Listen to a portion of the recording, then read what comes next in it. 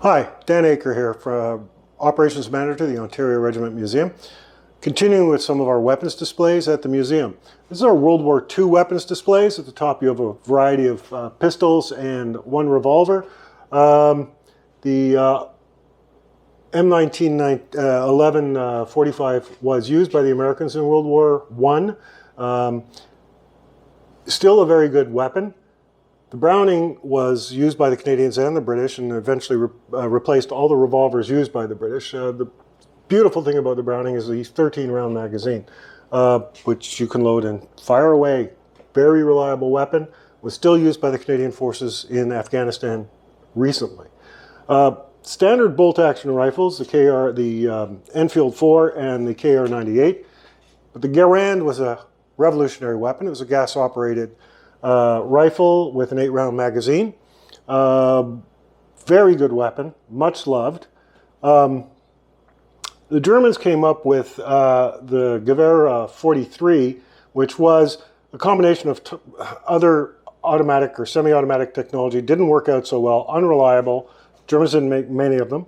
We've already talked about the Sten gun in other videos and comparing it to the MP40.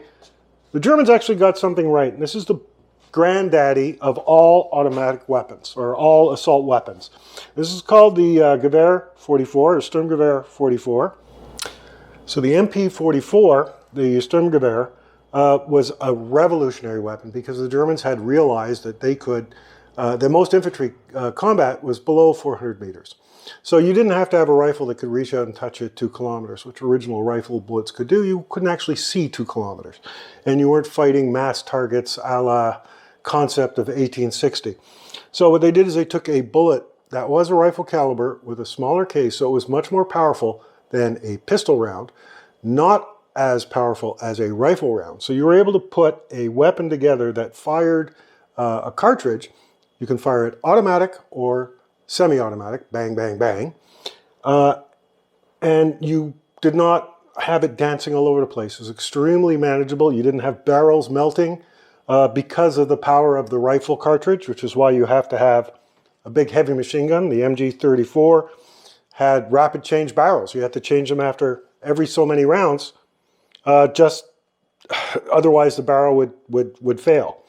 And this is all stamped metal. This could all be made very simply, very quickly. And it was the granddaddy of, or actually the daddy, of a whole wave of semi-automatic gas-operated weapons that you find basically up to the modern day, from the M14, the FN, the AK-47. They're all sort of an offshoot of the concept of this weapon. Easy to assemble, easy to disassemble, very straightforward. This is a weapon that the Germans got right. Thank you.